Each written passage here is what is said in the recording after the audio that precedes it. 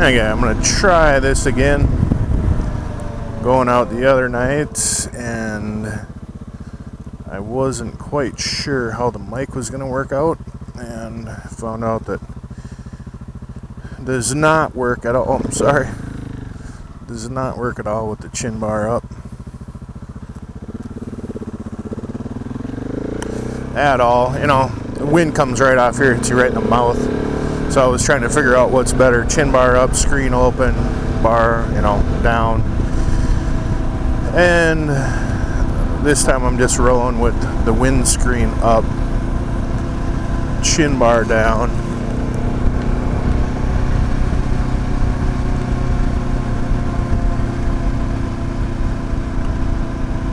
And let's see how that goes. Huh. I think it's on a green machine, tearing it up.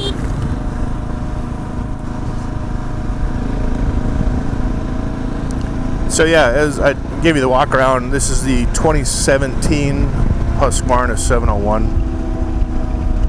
And right about now, I have just a little over 1,000 miles on it.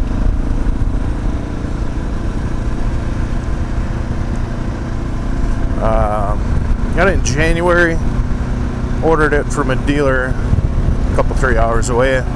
We don't have a Husqvarna dealer in town here, so I ordered from a dealer, closest one, and he said, at the time, he said he pre-ordered one, and Husky told him, yeah, we can get you that one since you pre-ordered it. But then when I called him, he said, well, let me check. Called Husky, and they said, well, it just so happens that we have a dealer who's behind on their payments to us. They have 2 allotted, but if you have cash and want to get those, so anyhow, I ordered one, another guy ordered one, so he ended up getting 3, pre-sold them all. MSRP. Didn't charge me freight or setup or anything like that. Super nice guy. Matter of fact, I bought another bike from him for my kids. 2016 Kawasaki KX100 holdover model. Nice bikes. Really fun bikes.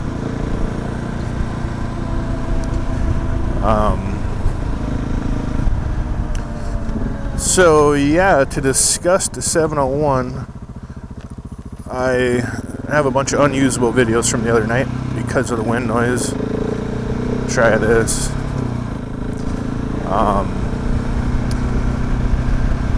I already went through all the mods. The one mistake I probably made, I don't know this for sure, but I ordered the Seat Concepts Tall, assuming that would give me a cushier ride. Well, I can't complain about the ride. It's nice and cushy, but I read somewhere on the internets that the standard and tall have the same amount of cushion to them.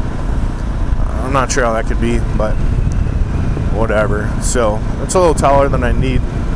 I'm only about 6'2". Not, you know, it's not the easiest thing to whip a leg over, but when I'm on here, it's good. I like the peg to seat ratio right now, so that all works fine.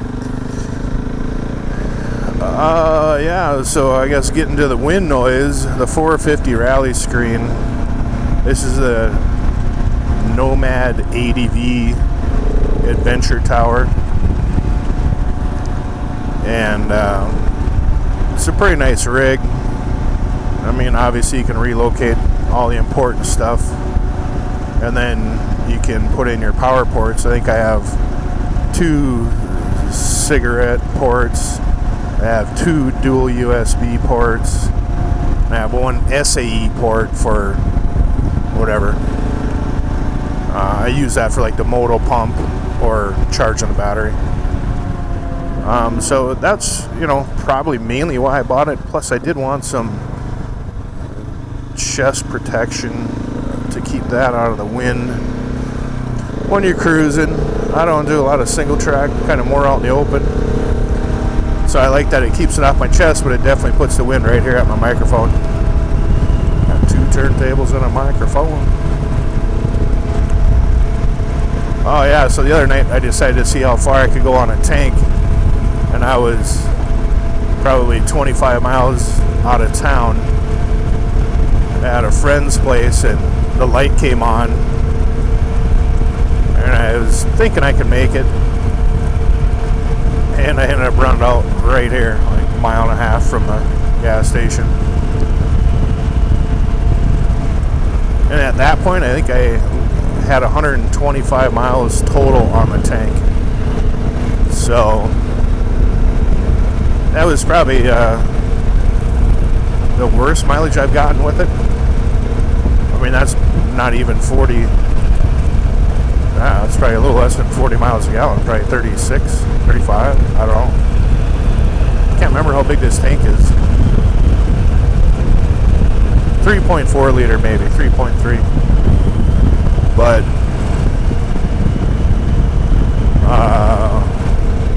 yeah, so fuel for right now, I'm not doing anything. I have the Rottweiler intake on here, and when I talked to Chris at Rottweiler earlier this year, I just called him actually to ask to see if his map would work if I bought a Raid Garage gas and fuel tank and used their Unifilter. Oh, I'm sorry, no, it comes with a K&N, I think, yeah. So I called him about that, and as I'm talking to him, he said, well, you know, if it's extra fuel capacity you're after, hang in there. I'm going to try to develop a 1 gallon tank. Once you put his intake on, there's a lot of room available. So, matter of fact, he sells like a little tool pouch thing for it. But the whole front 2/3 of where your airbox was, it's all open, so figured he can get over a 1 gallon tank in there. And to me, that would be an ideal solution.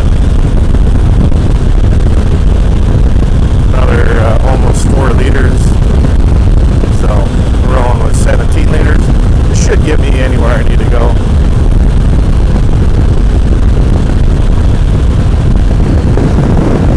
Really unsure about this wind noise. I have not put the off-road dongle on here yet, but definitely needs to happen.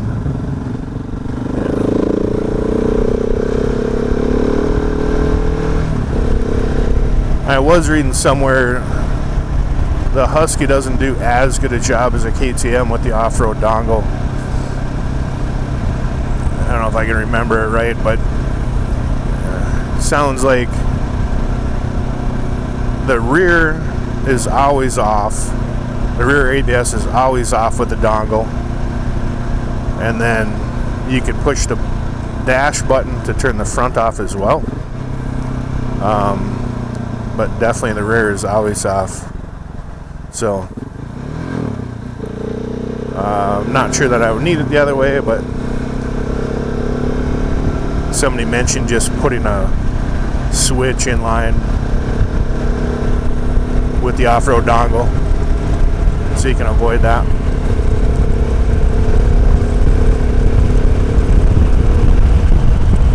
I guess that's just the way it goes. The old government wants you to be safe. I mean, I do use the front ABS probably more than half the time. I don't mind the front on, but having the rear ABS on isn't that enjoyable.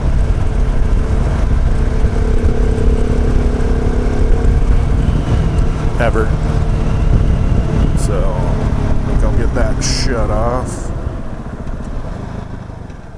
We'll actually caught some good weather here for, it looks like 7 days. I mean, without screwing it up too bad. Looks really nice. 70s.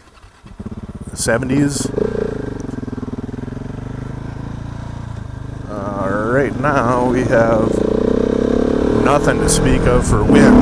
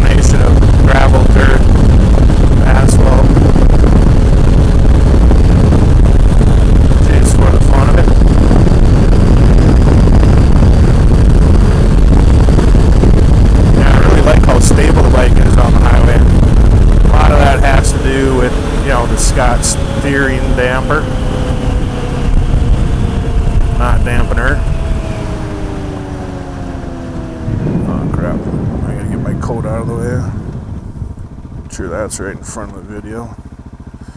Right in front of the camera.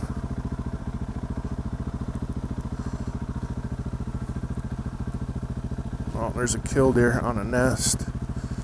I don't know if you can see her, but she'll feign like she's injured.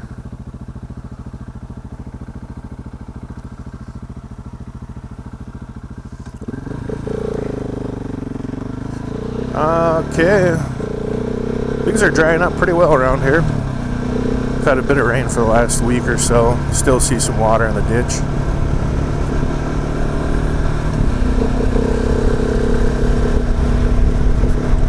So tire-wise, I've been running the combination of the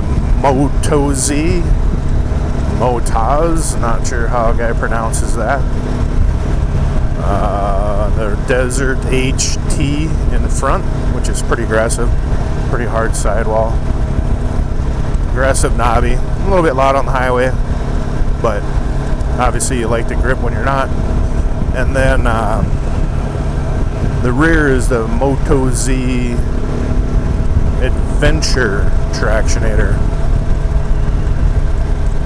That was a bit softer as far as the rubber on it. The sidewall didn't seem terribly stiff. It was stiffer than the TKC 80, but when I was installing it. But no, I mean, it seems to get good traction, and you can feel it when you're checking the tire out. Definitely has softer compound than the Desert HT up front. Somebody said to try one of the ITs, Tractionator IT. Might do that. Next, I don't know if I'll wear this one out or not.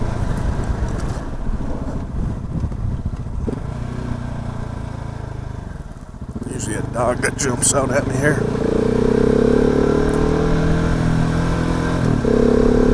Not tonight.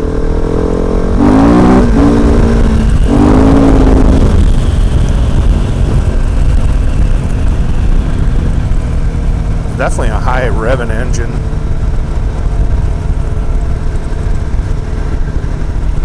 Likes to be a little bit, probably halfway into the revs before anything gets too wild and crazy.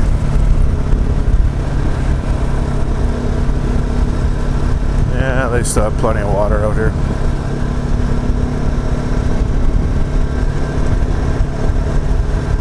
So yeah, other than the, what else did I do? Pivot pegs, they are a must, I tell you. I wasn't believing the marketing hype. I started looking for lowered pegs. Everything was over $100 US, no matter how you sliced it.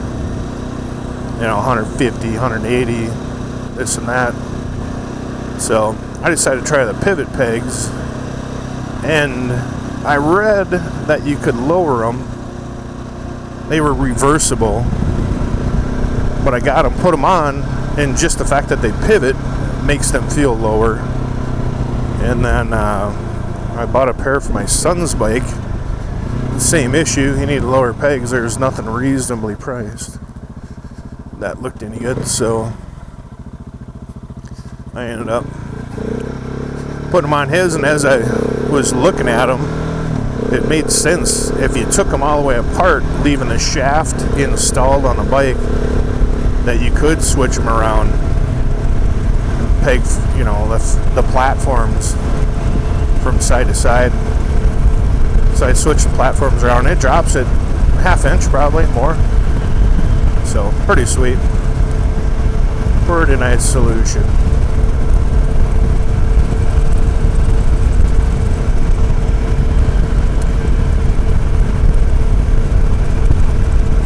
Got the highway dirt bikes, bars, flags, and mirrors. I think they made a great setup. I got like the universal mount instead of the flat plate. And why did I do that? I think I got it for clearance issues, or I don't know, or one reason or another. But I like it. Works great. You have some flexibility where to install it. Not a lot.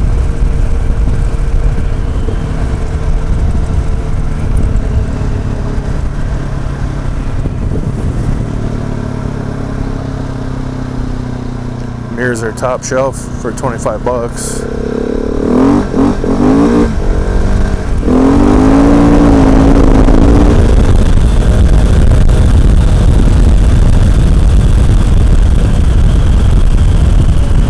Probably a little quick. Keep that wind noise down.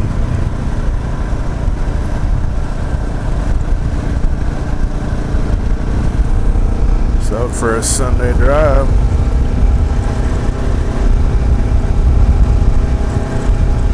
Figure that out too. Let's see. So the tubeless system has been working great. Had it on for several months, and about 1,000 miles. Mixed surface. So it's been working fine. I did notice now that I'm probably around 80 pounds finally on the front, so I'll pump that back up to 115. So yeah, so say it dropped 30 pounds in a couple of months.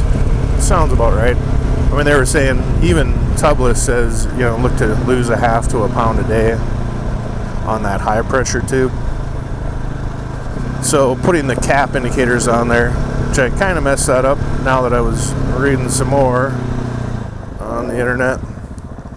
That cap system, my thought process was to go with the 90 psi cap. 90 psi cap. Sorry. I really want to drive down that road when it dries out. 90 psi cap, assuming that like right when I hit 90 psi, I'd see it. But I guess it's like once you gotta wait till it gets to 90, 89, and then you'll start to see the red creep in there. Hindsight, I could have I had 105s before, but then I thought to myself, well, do I want to be pumping the tire up every time that cap turns red? You know, I wanted a little bit more usability out of it. You know, like if the cap turned red at 105, I'd just be freaking out, worried like, oh man, I gotta figure out how to get this thing pumped up. Oh well, now that the cap turns, you know, and then it would stay red, and I don't know if it's going from 105 down to 0 really fast now. So I guess using the 90s on there, you know, I'll check them, air them up now. But I'm just thinking it gives me a little bit more comfort that, okay, it took that long to get 25 or 30 psi lower. So I should be okay for another day or two. Oh, wood ducks.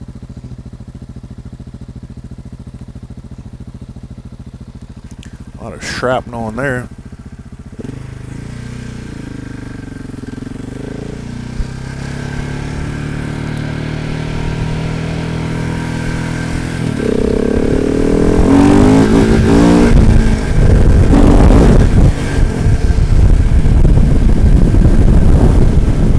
Yeah, you're gonna get wind noise constantly.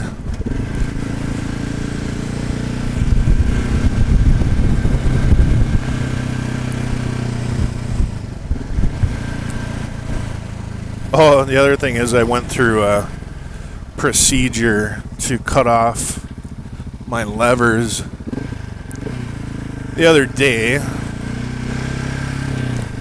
and I measured them like 3 times, and you know, mainly the clutch is what was killing me. The brake's not so bad because you don't mash that to the bar, but the clutch was always killing me. So anyhow, I measured it 3 times, like, yeah, this seems right. Took out the jigsaw, cut it off, and I got it cut off, and it looked really short. I don't know if you can see it, but it looked really short.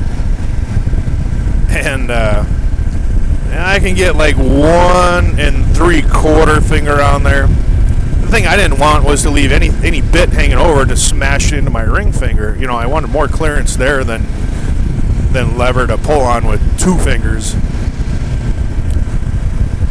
So it looked really short, but figured I screwed up. Anyhow, I took it out and put some miles on it, and it's actually really nice. Really nice. The shorter the better now, as far as I'm concerned. We rode my buddy's enduro track, and then we went around this other guy's MX track, and it was one of those things where I never had to think about the lever. It was out of the way, never bugged me, never slipped. So that tells me I probably got it right.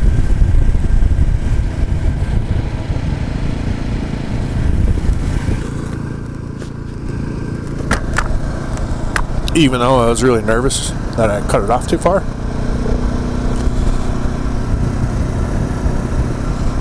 Oh well. The brake side I left a little longer. I can get full 2 fingers on there, maybe even hangs over a little bit.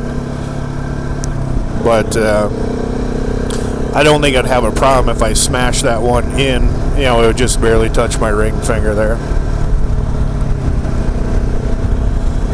So, tragedy avoided.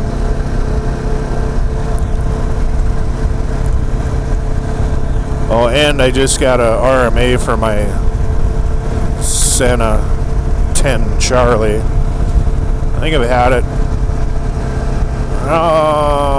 2 years, something. I got it when they first came out. Like, matter of fact, I had it shipped to where we were on our trip out in Colorado. But, probably like June of 2015. So yeah, coming up on 2 years, but I've had it replaced once because of the charging port on these, the micro USB. It tends to take a little beating, and then none of the chargers will stick in there anymore. They won't charge. Same way on the 20S. It's just kind of a design flaw. Like, you really shouldn't charge them with them on your helmet, because that cord just it always kind of gets stuck on something, or you pull it here or there, and it's not the best deal. But today now, or the other day, I was having trouble updating the firmware. It wouldn't recognize the USB, so I went through some troubleshooting with Senna, and they told me, well, you're gonna have to RMA the unit, replace it. They said they'll replace it under warranty. I think it was only a 1-year warranty, but anyhow, they've been pretty good about it. My brother had the Senna Prism, and he flat out just wrecked it. Oh, he forgot to buckle his helmet, and he was on my 1290 ripping down the road, private road obviously, at 120, and his helmet lifted off with the Prism right on there and went flying down the road. We found all the pieces and parts of his helmet. We found the Prism, thank goodness. And he told him what happened. Hey, I wrecked it. Just wonder if you could fix it. It won't take a charge or stay on or whatever it was, battery door or something. And they said, yeah, send it in. So whatever it costs. And they fixed it for free. So kind of surprising they did that. That was nice.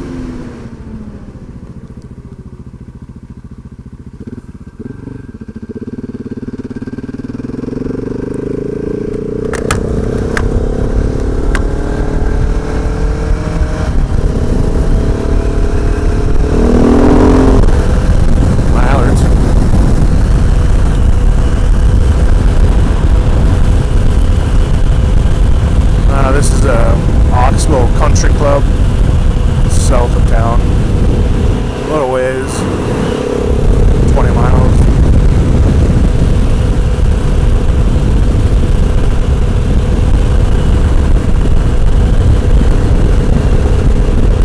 And then this is the Red River up the north, which, yes, it does flow south to north.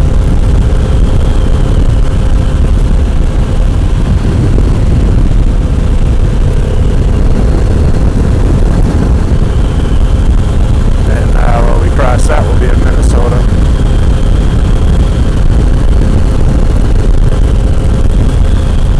Honker down there.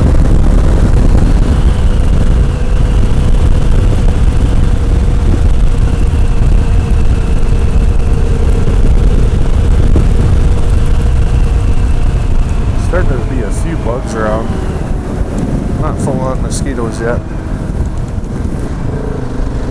I think it has to be like 80 degrees for 3 days, and then we'll just be thick with them. Filthy.